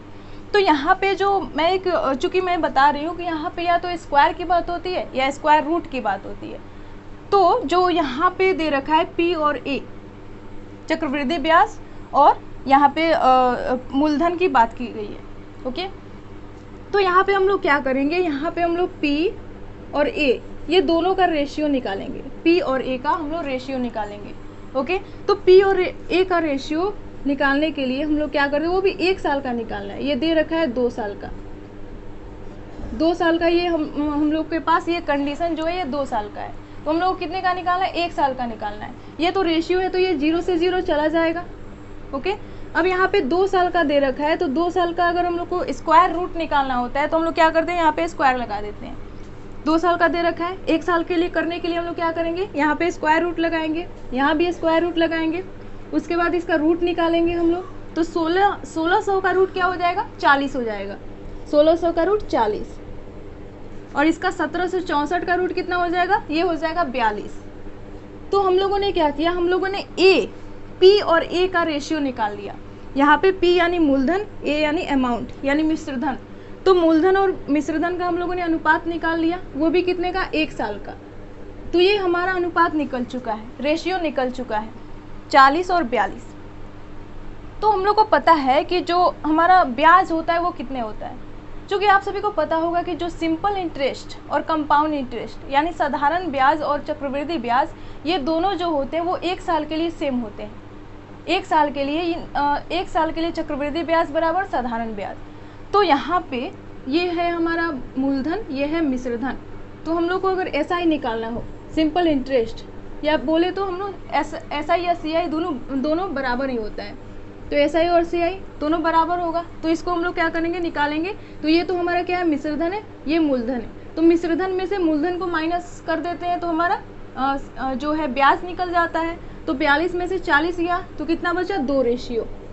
2 रेशियो क्या आ गया हमारा, SI आ गया या CI आ गया। ओके, तो अब हम लोग क्या करना है, रेट निकालना है, रेट परसेंटेज वो हम लोग को निकालना है। तो हम लोग कैसे निकालेंगे, यहाँ पे R इक्वल टू, ये तो SI है या CI है, यानी ये ब्याज है, इसको हम लोग ऊपर लिखेंगे 2 रेशियो। उसके बाद मूलधन कितना है हमारा, मूलधन है 40, यही तो हमारा मूलधन का रेशियो है, यानी 40 रेशियो क्या हो गया हमारा, मूलधन हो गया। और टाइम हमारा 1 साल का होता है, चूँकि हम लोग रेट को वार्षिक करके निकालते हैं। यहाँ पे 100 से मल्टीप्लाई कर देंगे, ये रेशियो से रेशियो हमारा ख़त्म हो गया। 2 से मैंने इसको काट दिया 20 बार में, और 20 से इसको 5 बार में, यानी R रेट इक्वल टू कितना आ गया, रेट इक्वल टू 5%। ये हमारा आंसर हो गया। ओके, तो ऐसे हम लोग इस क्वेश्चन को सिंपली कर सकते हैं। अभी हम लोग चलते हैं नेक्स्ट क्वेश्चन की। चलिए देखते हैं नेक्स्ट क्वेश्चन। यहाँ पे दे रखा है x + 1/x = 2, देन x का पावर 12 माइनस 1/x का पावर 12 इक्वल टू व्हाट। यहाँ पे x + 1/x = अगर 2 दे रखा है तो हमें निकालना है कि x का पावर 12 माइनस 1/x का पावर 12 का वैल्यू क्या होगा। तो जब यहाँ पे दे रखे कि x और 1/x का वैल्यू 2 जब भी दे रखा हो, इसका मतलब क्या हो जाएगा, अगर हम लोग x की जगह 1 रख देंगे, इसका मतलब क्या हो जाएगा, यहाँ पे x की जगह 1 हो गया और प्लस 1/x की जगह भी वहाँ पे भी 1 हो जाएगा, यानी यहाँ पे क्या हो जाएगा 1 + 1, ये आ गया 2। तो यहाँ पे x = 1 रखने से हमारा जो वैल्यू है वो क्या हो जा रहा है, सेटिस्फाई हो जा रहा है, यानी दोनों साइड बराबर आ जा रहा है। तो हम लोग क्या रखेंगे, x की वैल्यू 1 रखेंगे। जब भी यहाँ पे दिखे x + 1/x = 2, इसका मतलब क्या होता है, x की जगह पे 1 रखना है। तो अब तो हमारा क्वेश्चन जो है वो सिंपल हो चुका है। हम लोग क्या करेंगे, हमें x की वैल्यू पता चल गई है कि x की वैल्यू क्या होगा, 1 होगा। तो हम लोग यहाँ से क्या करेंगे, यहाँ पे x का पावर जो 12 दे रखा है, वहाँ पे 1 का पावर क्या हो गया, 12 हो गया, माइनस 1/1 का पावर फिर 12। तो 1 का पावर कुछ भी हो, वो चाहे n हो चाहे कुछ भी हो, इन्फिनिटी भी हो, तब भी एक का वैल्यू क्या होता है, एक ही रहता है। ये हमेशा ये कभी भी चेंज नहीं होता। तो यहाँ पे 1 हो गया और -1 हो गया, यानी हमारी वैल्यू कितनी हो गई, 0। तो यहाँ पे आंसर कितना आ जाएगा, 0 आ जाएगा। तो अभी हम लोग देख लेते हैं नेक्स्ट क्वेश्चन। यहाँ पे दे रखा है p/3 = q/4 = r/7। तो हमें निकालना है कि p + q + r divided by r का वैल्यू क्या होगा। तो जब ऐसा दे रखा है यहाँ पे p/3 = q/4 = r/7, तो यहाँ पे हम लोग क्या मान लेंगे कि इन तीनों के बराबर क्या है, k है। तो ऐसे अगर हम लोग करते हैं तो यहाँ पे क्या हो जाएगा, p = हो जाएगा 3k, q = हो जाएगा 4k और r = क्या हो जाएगा, 7k। तो यहाँ से हम लोग को क्या मिल गई, यहाँ से हम लोग को p, q एंड r की वैल्यू मिल गई है। अब हमें इन तीनों को यहाँ पे उठा के रख देना इस वैल्यू में, p + q + r divided by r, हमें इसकी वैल्यू मिल जाएगी। तो यहाँ से हम लोग क्या करेंगे, p की वैल्यू क्या है, 3k है, तो यहाँ पे 3k हो गया। फिर यहाँ पे q की वैल्यू क्या है हमारे पास, q की वैल्यू है 4k, तो हम लोग 4k रख देंगे। फिर r की वैल्यू क्या है, 7k, तो हम लोग यहाँ पे 7k रख देंगे, डिवाइडेड बाई फिर r है, यानी 7k यहाँ पे रखना होगा। अब इसको हम लोग ऐड कर लेंगे, हमारा आंसर आ जाएगा 4 3 7 और 7 14, यानी 14k divided by 7k। k से k खत्म हो गया और 7 से 14 दो बार में, तो हमारा 2 आंसर आ जाएगा। ओके, अभी देखते हैं नेक्स्ट क्वेश्चन। जो हमारा नेक्स्ट क्वेश्चन दे रखा है 5 tan a = 4, तो हमें निकालना है कि 5 sin a - 3 cos a divided by sin a + 2 cos a का वैल्यू क्या होगा। यहाँ पे हम लोग को इसको निकालना है कि इसका वैल्यू क्या होगा। तो यहाँ पे ये दे रखा है 5 tan a = 4, तो हम लोग इसको ऐसे लिख सकते हैं, tan a = 4/5। अब हम लोग क्या करेंगे, हम लोग यहाँ से सिंपली इसको, हम लोग को पता चल गया कि tan a की वैल्यू जो है वो 4/5 है। अब यहाँ पे हम लोग को इस वैल्यू को पुट करके और आंसर को निकालना है। तो यहाँ sin a है, यहाँ cos a है, तो हम लोग क्या करेंगे, यहाँ पे ये ऊपर नीचे दोनों साइड हम लोग cos से भाग दे देंगे। ओके, ऊपर नीचे दोनों साइड हम लोग cos से भाग दे देंगे। यहाँ पे simply 5 sin a divided by cos a, फिर -3 cos a divided by cos a, फिर नीचे भी वही हम लोग को करना है, cos a से भाग देना है, sin a divided by cos a plus 2 cos a divided by cos a। तो ऐसे हम लोग दोनों साइड cos a से भाग देंगे, तो यहाँ पे कोई फ़र्क नहीं पड़ेगा। ओके, ये cos से cos खत्म हो गया, यहाँ भी cos से cos खत्म हो गया। अब यहाँ पे क्या बचा है, यहाँ पे sin a divided by cos a, ये क्या होता है, sin a बट्टा cos a क्या होता है, tan a होता है। यानी यहाँ पे बचा 5 tan a माइनस, यहाँ तो कुछ नहीं बचा, सिर्फ 3 बचा है, फिर डिवाइडेड बाई, यहाँ क्या हो गया, sin बटा cos क्या होता है, tan होता है, tan a प्लस यहाँ पे सिर्फ 2 बचा है, तो 2। तो हमको जो निकालना था, जो वैल्यू हमारे पास थी, हमने उसके फॉर्म में इसको चेंज कर दिया। अब यहाँ पे tan a की वैल्यू कितनी है, 4/5 है, इसको उठा के हम लोग यहाँ पे रख देंगे, हमारा आंसर आ जाएगा। तो 5 है, tan a की वैल्यू कितनी है, 4/5, 4 डिवाइडेड बाई 5, फिर -3, फिर यहाँ पे tan a की वैल्यू रखेंगे 4/5 प्लस 2।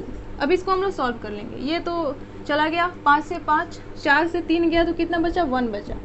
यहाँ नीचे को सॉल्व कर लेंगे, 5 से 2 बार गुना करेंगे तो 10, 10 + 4 14, 14 डिवाइडेड बाई 5। अब ये ऊपर चला जाएगा, तो यहाँ से कितना हो गया, 5 डिवाइडेड बाई 14, ये हमारा आंसर आ गया। ओके, अभी हम लोग चलते हैं नेक्स्ट क्वेश्चन की। चलिए देखते हैं नेक्स्ट क्वेश्चन। एक समीकरण में यदि मूलों का योगफल -2 तथा गुणनफल -4 है, वह समीकरण बताइए। तो ये जो है, ये फॉर्मूला से रिलेटेड क्वेश्चन है। यहाँ पे सिंपली हम लोग को फॉर्मूला लगा देना होता है, लेकिन यहाँ पे फॉर्मूला याद होना बहुत ही बड़ी प्रॉब्लम है कि यहाँ पे फॉर्मूला को याद रखना होना बहुत ही इम्पोर्टेंट है, क्योंकि फॉर्मूले से बहुत सारे क्वेश्चंस उठ के आते हैं और बहुत सारों को फॉर्मूले ही नहीं याद होते हैं, वो चाहे ट्रिग्नोमेट्री के क्वेश्चंस हो या अलजेब्रा के हो, या यहाँ पे ये बात हो रही है इक्वेशन जो क्वाड्रेटिक इक्वेशन होते हैं उनकी बात हो। तो हम लोग को इन सारे के फॉर्मूले अच्छे से याद होने चाहिए, जो कि बहुत ही इम्पोर्टेंट है। तो यहाँ पे इसके लिए फॉर्मूला होता है, जब भी ऐसे क्वेश्चंस दिए हो, मूलों का योगफल और मूलों का गुणनफल दिया हो, तो यानी रूट्स यहाँ पे सम ऑफ रूट्स और मल्टीपल ऑफ रूट्स अगर दिया हो और हम लोगों को बोल रहा हो कि इक्वेशन को बनाइए, इसका इक्वेशन क्या होगा, तो हम लोग कैसे निकालेंगे। यहाँ पे इक्वेशन का फॉर्मूला हो जाता है समीकरण का। समीकरण बनाने के लिए यहाँ पे एक फॉर्मूला है, वो हो जाएगा एक्स स्क्वायर माइनस मूलों का योगफल कितना दे रखा है -2 इंटू एक्स स्क्वायर माइनस मूलों का योगफल इंटू एक्स प्लस मूलों का गुणनफल इक्वल टू 0। ये हमारा फॉर्मूला होता है, एक्स स्क्वायर माइनस मूलों का योगफल इंटू एक्स प्लस मूलों का गुणनफल इक्वल टू 0। तो ये हमारा इक्वेशन का फॉर्मूला होता है। यहाँ से हम लोग सॉल्व कर देंगे, हमारा आंसर आ जाएगा x square minus minus plus 2x plus minus -4 equal to 0। तो ये हमारा फॉर्मूला हो गया, इक्वेशन हमारा बन के निकल चुका है, यही हमारा आंसर हो जाएगा। अभी चलते हैं नेक्स्ट क्वेश्चन की ओर। यहाँ पे बोल रहा है कि p इक्वल टू 99 दे रखा है, तो हम लोग को निकालना है कि p into P square plus 3p plus 3 equal to what. यहाँ पे जब p इक्वल टू 99 दे रखा है तो हम लोग को पता करना है कि इसका वैल्यू क्या होगा। तो हम लोग यहाँ से इसको कैसे पता करेंगे, अगर 99 रख के हम लोग यहाँ पे इसको निकालते हैं तो ये बहुत ही लेंदी हो जाएगा, लेंदी प्रोसेस, इसको बहुत ज़्यादा कैलकुलेट करना होगा। तो हम लोग क्या करेंगे, यहाँ पे हम लोग यहाँ पे p इक्वल टू 99 दे रखा है, तो इसके कैलकुलेशन को ईजी बनाने के लिए हम लोग p इक्वल टू इसको 99 को क्या लिख सकते हैं 100 माइनस 1, इसको हम लोग ऐसे लिख देंगे और यहाँ पे इसको हम लोग सॉल्व करेंगे। तो ये जो दे रखा है ये p into P square plus 3p plus 3, इसको हम लोग क्या करेंगे, अब मल्टीप्लाई कर देंगे। p से p स्क्वायर में p क्यूब हो गया प्लस p से 3p में 3p स्क्वायर हो गया प्लस 3p। अब यहाँ पे हम लोग p की वैल्यू रख देंगे और निकाल लेंगे अपना, यहाँ पे से हमारा आंसर आ जाएगा। यहाँ से निकालेंगे, यहाँ से हम लोग p के जगह पे क्या रखना है, यहाँ पे 100 माइनस 1 यानी 100 माइनस 1, इसका हम लोग क्यूब कर देंगे। ओके, फिर यहाँ पे 3 दे रखा है, 3 इंटू यहाँ पे p के जगह पे 100 माइनस 1 का यहाँ पे क्या हो जाएगा, होल स्क्वायर हो जाएगा। फिर यहाँ पे 3 है तो यहाँ पे 3 हम लोग रख देंगे और p के जगह पे 100 माइनस 1। अब यहाँ से इसको सॉल्व करेंगे, हमारा आंसर आ जाएगा। ये क्या बन गया, ये बन गया 100 माइनस 1 का होल क्यूब, यहाँ से बन गया 100 माइनस 1 का होल स्क्वायर, और ये सिंपली बन चुका है। यहाँ से हम लोग को सिंपली इसको सॉल्व कर लेना है, हमारा आंसर आ जाएगा। क्या करेंगे, यहाँ पे 100 का क्यूब होगा तो ये क्या होगा, 100 का क्यूब क्या हो जाएगा, 100 एक पे कितना जीरो, 6 जीरो। अगर 2 जीरो का क्यूब होगा तो 6 जीरो हो जाएगा, यानी 1 2 3 4 5 6। ए क्यूब प्लस बी क्यूब होता है माइनस क्या हो जाता है, -3ab इंटू ए प्लस बी। यहाँ पे -3ab, तो 3ab क्या हो जाएगा, यहाँ पे 3ab हो जाएगा, यहाँ पे 300 इंटू ए माइनस बी होता है, तो यहाँ पे क्या हो जाएगा, यहाँ पे ए माइनस बी सिंपली, तो 100 माइनस 1 यानी 99 हो गया। फिर यहाँ से इसको कर देंगे, इसको मल्टीप्लाई करेंगे तो ये 3 हो जाएगा, ये हमारा p क्यूब का था, और ये 3 इंटू 100 माइनस 1 का यहाँ पे स्क्वायर करना है, तो ये क्या हो जाएगा, यहाँ पे हमारा 2 का जब 2 जीरो का स्क्वायर होता है क्या हो जाता है, 4 जीरो हो जाता है। यहाँ पे हम लोग 4 जीरो कर देंगे, और फिर a square plus b square minus 2ab, तो यहाँ पे 2a इंटू बी, तो यहाँ पे 200 हो जाएगा। फिर यहाँ पे बची बात 3 इंटू 100 माइनस 1 की, तो यहाँ पे हम लोग कर देंगे 3, फिर यहाँ पे प्लस लिखेंगे और यहाँ से कर देंगे 3 इंटू 99, या हम लोग ऐसे भी कर सकते हैं 300 माइनस 3, यहाँ भी हम लोग ऐसे ही लिख देंगे इसको भी, यहाँ पे इतने करने की ज़रूरत भी नहीं है। 3 से मल्टीप्लाई होगा तो यहाँ पे क्या हो जाएगा, 3ab था, ठीक है, 3ab a इंटू बी, उसके बाद क्या था इंटू a माइनस बी था, यहाँ पे 100 माइनस 1 था, इसको हम लोग तोड़ेंगे तो क्या हो जाएगा, ये 3 में इससे मल्टीप्लाई होगा तो ये 3 पे 4 0 और माइनस 300, तो ये प्लस से माइनस कैंसिल हो जाएगा, हमारा कैलकुलेशन ईजी हो जाएगा। यहाँ से इसको हम लोग सॉल्व कर लेंगे। ये तो हो गया 1 पे कितना 0, 6 0, ओके, 1 पे 6 0 प्लस 1, ये हमारा हो गया माइनस में 3 पे 4 0, 1 2 3 4, और फिर यहाँ पे माइनस माइनस मिलके ये प्लस हो गया 300, और उसके बाद यहाँ से हमारा आ जाएगा, इसको हम लोग मल्टीप्लाई करेंगे, ये आ गया हमारा 3 पे 4 0, ओके, यहाँ पे 3 पे 4 0 आ गया प्लस 3, और यहाँ पे माइनस 600। तो यहाँ पे हमने इसको सॉल्व किया, फिर यहाँ पे ये बचा, ये कितना हो जाएगा प्लस 300 माइनस 3। तो यहाँ पे अब यहाँ पे देखिए, यहाँ पे ये कट रहा है, ये माइनस 3 जो यहाँ पे माइनस 30,000 जो दे रखा है माइनस 30,000, और यहाँ पे क्या है, यहाँ पे प्लस 30,000 है, तो इससे ये कैंसिल हो गया। यहाँ पे माइनस 600 दे रखा है और यहाँ पे 300 और 300 600 हो जाएगा, यानी ये दोनों से हमारा ये माइनस 600 कट गया। यहाँ पे माइनस 3 है और प्लस 3 है, तो ये क्या हो जाएगा, ये यहाँ से कट जाएगा, माइनस 3 और प्लस 3। अब हमारा क्या बच गया, सिर्फ ये वाला पोर्शन बच चुका है, ओके, ये वाला पोर्शन बच चुका है। यहाँ पे a cube minus B cube होता है, okay, a cube minus B cube minus 3ab into a minus B, ये हमारा फॉर्मूला होता है, तो यहाँ पे -1 होगा। अब यहाँ से हमारा आंसर आ जाएगा, यहाँ से हम लोग इसमें से जब घटा देंगे इसको, तो इसमें से इसको 1 को घटा देंगे तो हमारा आंसर आ जाएगा सिंपली। ये कितना हो जाएगा, यहाँ से इसको घटाते जाएंगे, ये 9 आ गया, यहाँ भी 9, फिर 9 9 9 और 9, ओके, इतना हमारा आंसर आ चुका है, तो ये हमारा आंसर हो जाएगा। तो ऐसे हम लोग को सॉल्व करना था। अगर हम लोग 99 रख के करते तो हम लोग को बहुत ज़्यादा कैलकुलेशन करना पड़ता, तो वो उससे ईजी ही ये रहेगा, ओके। अब यहाँ पे हम लोग नेक्स्ट क्वेश्चन को देख लेते हैं। जो हमारा नेक्स्ट क्वेश्चन है, x square plus 1/x square equal to 10, तो हम लोग को निकालना है कि x का पावर 4 प्लस 1/x का पावर 4 का वैल्यू क्या होता है। तो यहाँ पे एक इसका फॉर्मूला होता है, जब भी यहाँ पे x plus 1/x equal to अगर दे रखा हो, x दे रखा हो अगर, और बोला जाए कि x square plus 1/x square का वैल्यू क्या होगा, तो इसके लिए एक फॉर्मूला होता है। फॉर्मूला क्या होता है, तो यहाँ पे प्लस से प्लस जा रहा है, तो यहाँ पे अगर इसकी वैल्यू पूछा जा रहा है तो व्हाट की जगह पे क्या हो जाएगा, x स्क्वायर माइनस यहाँ पे 2 हो जाएगा, ये इसका फॉर्मूला हो जाता है।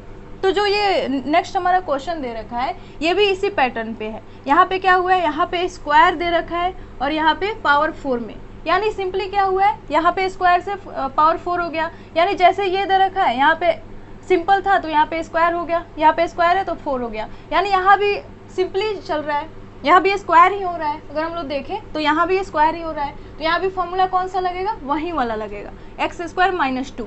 तो सिंपली हम लोग क्या कर देंगे, यहाँ पे x का पावर 4 प्लस 1/x का पावर 4, यहाँ पे क्या हो जाएगा, ये तो वैल्यू दे रखा है, यानी 10 का स्क्वायर माइनस 2 इसका हमारा आंसर हो जाएगा। तो यहाँ से 10 का स्क्वायर क्या हो गया, 100 100 माइनस 2, यानी हमारा आंसर आ गया 98 हमारा आंसर आ चुका है।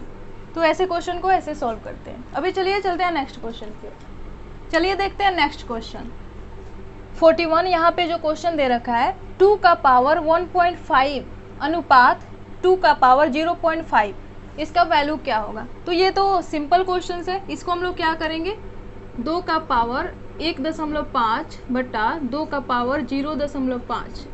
तो यहाँ पे हम लोग को पता है कि जब भी आधार समान हो और ये भाग में हो तो हम लोग क्या करते हैं, जो हमारा घात होता है उसको हम लोग माइनस कर देते हैं, यानी यहाँ पे आधार तो सेम रहेगा, इसका घात कितना है 1.5, यहाँ पे 0.5 यानी 0.5 को हम लोग क्या करेंगे, ऊपर ले जाके माइनस कर देंगे, क्योंकि ये भाग में है इसीलिए। तो हम लोग क्या करेंगे, यहाँ से जब 1.5 में से 0.5 गया तो यहाँ पे 2 का पावर 1, यानी इसका आंसर क्या हो जाएगा, सिंपली 2 हो जाएगा। अभी देख लेते हैं नेक्स्ट क्वेश्चन। जो नेक्स्ट क्वेश्चन है, यदि 4, b और 16 वितत समानुपाती हो तो b का मान क्या होगा। यहाँ पे वितत समानुपाती इसकी बात की गई है। ओके, तो वितत समानुपाती यहाँ पे जो है, तो इसका हम लोग कैसे निकालेंगे, ये क्या होता है, इसको हम लोग को देखना है।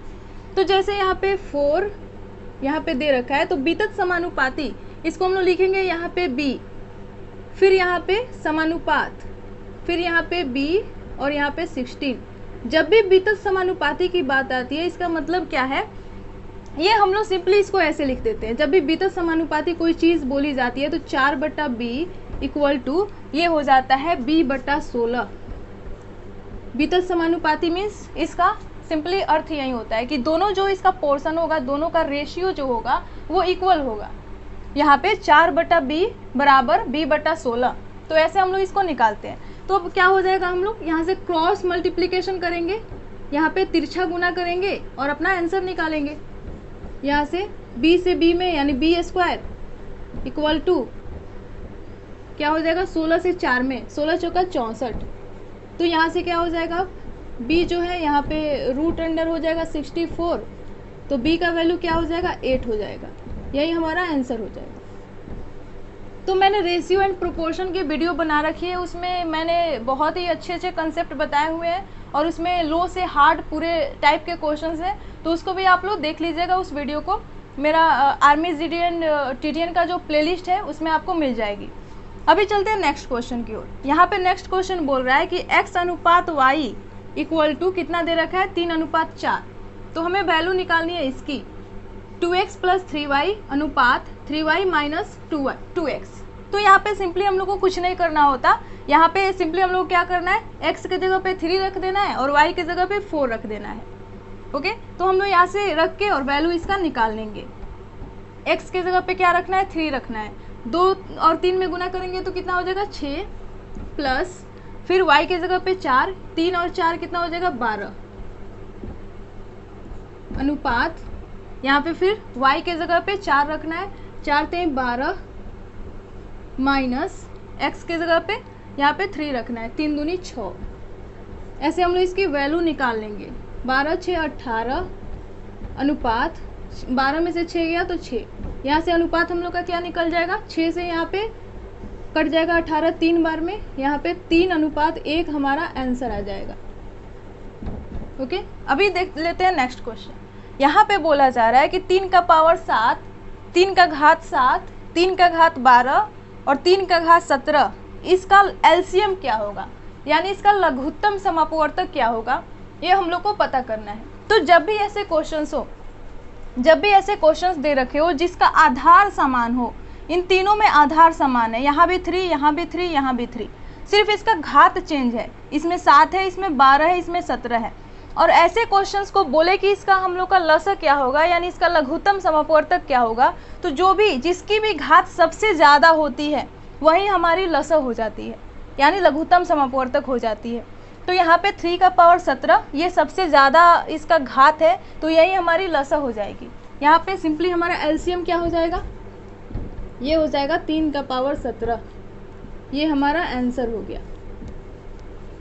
वैसे अगर हम लोग मसा की बात करें, यानी HCF की बात करें कि इसका HCF क्या होगा, तो जैसे कि यहाँ पे दे रखा है कि 2 का पावर 8, 2 का पावर 10, 2 का पावर 8, 2 का पावर 10 और 2 का पावर 15, इसका HCF क्या होगा, यानी इसका महत्तम समापवर्तक क्या होगा।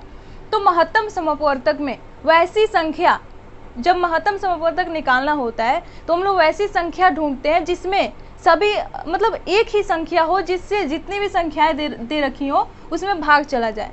तो यहाँ पे तो आधार तो सेम है, तो महत्तम समापवर्तक जब भी निकालना होता है, अगर आधार सेम हो तो जिसकी घात सबसे कम होती है, जिसकी घात सबसे कम होती है वही हमारी HCF हो जाती है, वही हमारी महत्तम समापवर्तक हो जाती है। तो यहाँ पे महत्तम समापवर्तक क्या होगी, यानी HCF यहाँ पे क्या होगी, यहाँ पे हो जाएगी HCF इक्वल टू 2 का पावर 8, ये हमारी आंसर हो जाएगी। ओके, तो यहाँ पे जो मैंने क्वेश्चंस लिए थे मैथ्स के, इसमें low level, high level and moderate दोनों थे।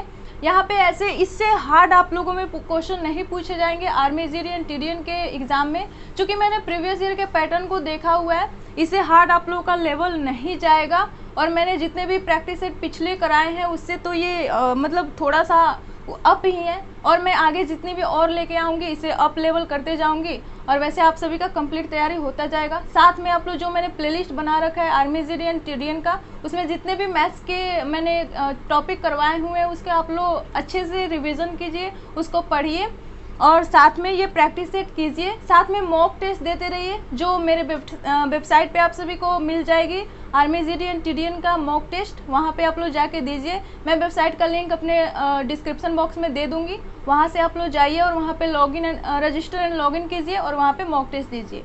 तो अभी हम लोग चलते हैं, एक सेक्शन हमारा बचा है पार्ट 4 जो कि जनरल इंटेलिजेंस का है, उसको हम लोग करेंगे। उसके बाद हमारा जो ये सेशन है वो कंप्लीट हो जाएगा। तो चलिए देखते हैं जनरल इंटेलिजेंस। चलिए देखते हैं नेक्स्ट क्वेश्चन जो कि हमारा है जनरल इंटेलिजेंस का पार्ट। तो यहाँ पे हम लोग को इसमें 5 क्वेश्चन दिया रहता है, तो हम लोग को एक एक करके सॉल्व करना है। मैंने इसमें ज़्यादा ये लिया हुआ है सीरीज से रिलेटेड, जो कि संख्या श्रेणी का जो चैप्टर होता है, क्योंकि वही वाला एक पार्ट होता है जो कि बहुत सारे बच्चों के लिए कन्फ्यूज़न का पार्ट होता है। तो ऐसे हम लोग करके जितने भी टाइप्स के इसमें क्वेश्चंस आते हैं, हर जो हमारा अगला प्रैक्टिस सेट आएगा उसके बाद ऐसे जितने भी प्रैक्टिस सेट हम लोग करेंगे उसमें जितने भी टाइप्स के जो नंबर सीरीज के क्वेश्चंस होते हैं उसको हम लोग लेते चलेंगे।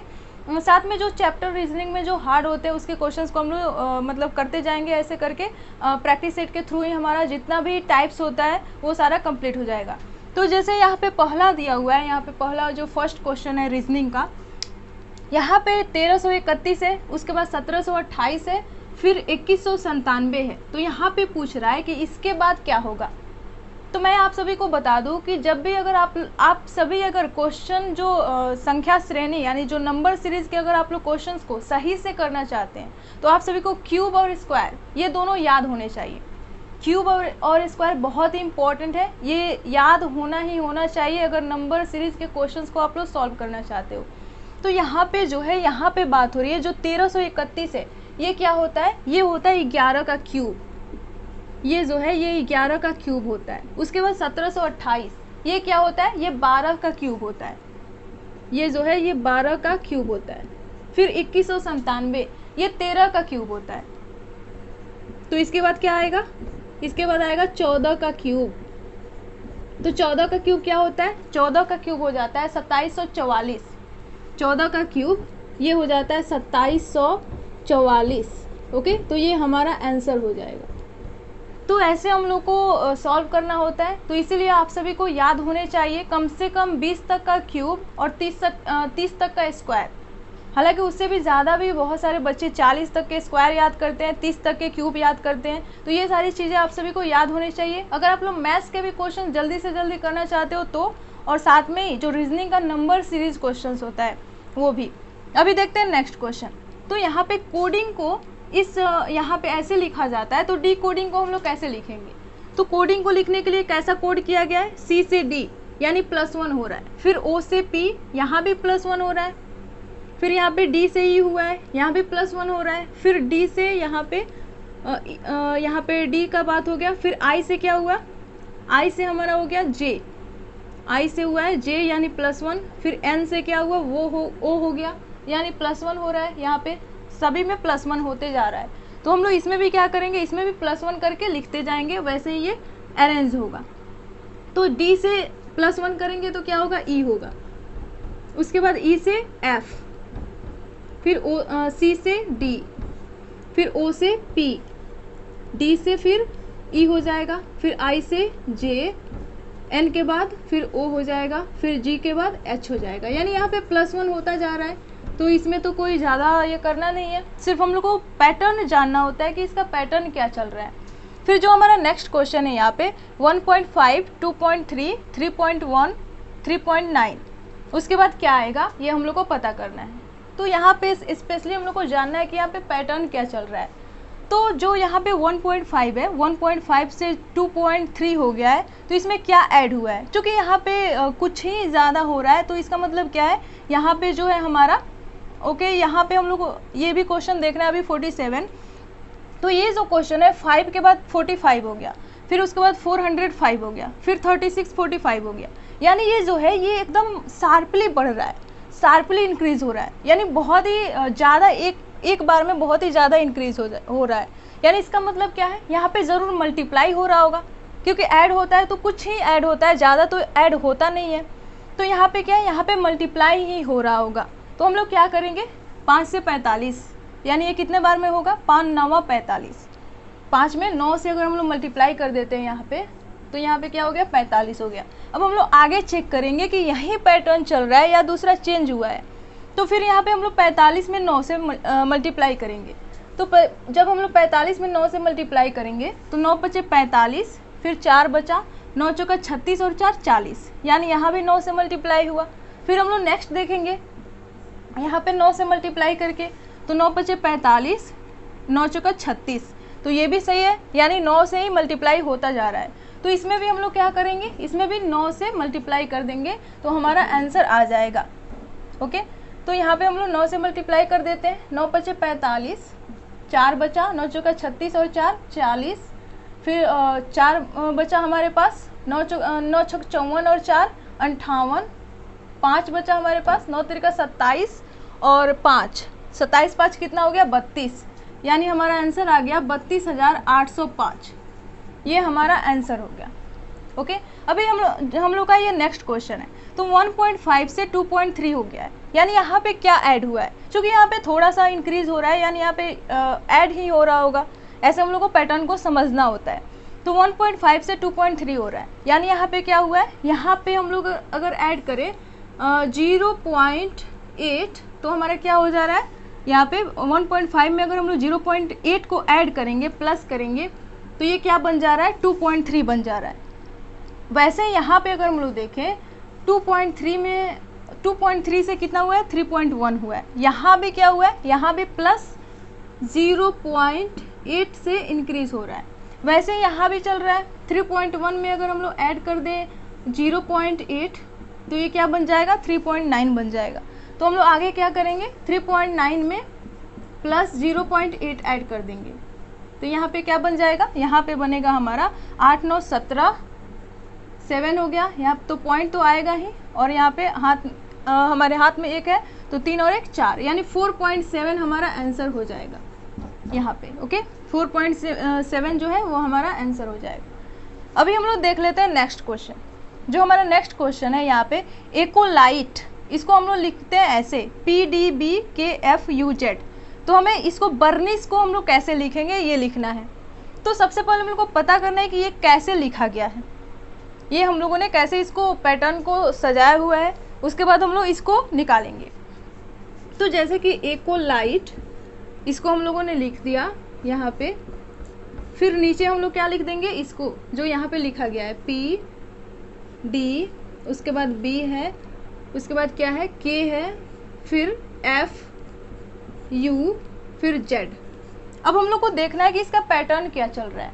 तो यहाँ पे A से यहाँ पे B है, यानी A से इधर गया, A से +1 हो गया B, फिर यहाँ पे O से P हो गया, यानी +1 हो रहा है, फिर C से D, यानी यहाँ भी +1, फिर अंतिम में अगर हम लोग देखें कि यही पैटर्न चल रहा है कि कुछ अलग चल रहा है, तो यहाँ से Y से Z, यानी +1 हो गया, फिर E से F, यहाँ भी +1 हो गया, T से U, यहाँ भी +1 हो गया, यानी पैटर्न सेम चल रहा है। अब यहाँ पे देखना है कि यहाँ पे क्या हो रहा है, यहाँ पे जो है L से K हो रहा है, यानी यहाँ पे -1 हो रहा है, यहाँ क्या हो रहा है, यहाँ पे हम लोग का -1 हो रहा है। इधर इन तीनों में क्या हो रहा है, +1 हो रहा है, इधर भी इन तीनों में +1 हो रहा है, लेकिन बीच में -1 हो रहा है।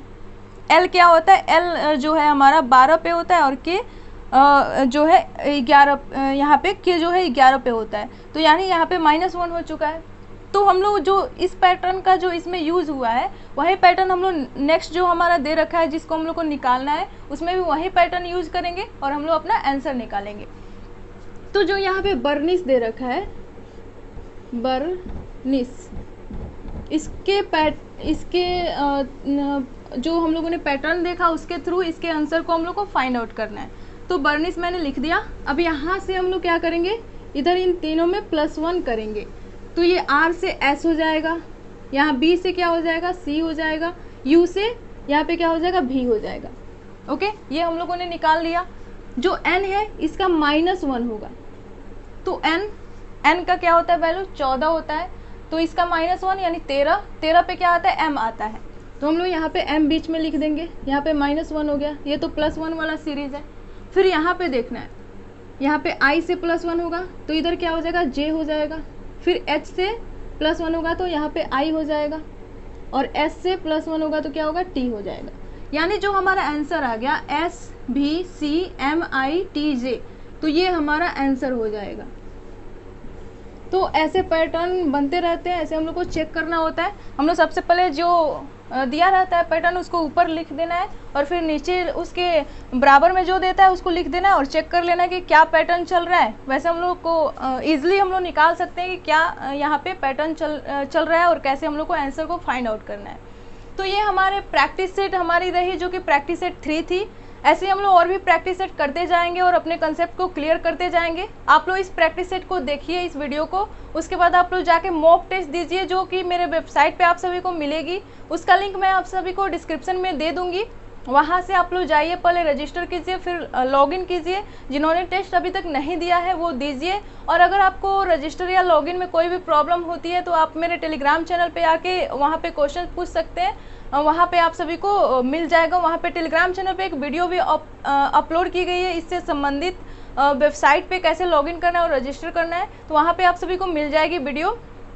तो अगर आपको वीडियो अच्छी लगी है तो इसको लाइक करें और ज़्यादा से ज़्यादा शेयर करें।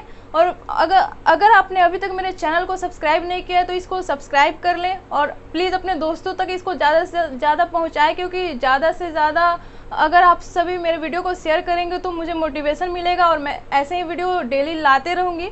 तो चलिए मिलते हैं नेक्स्ट वीडियो में, तब तक के लिए bye bye and take care.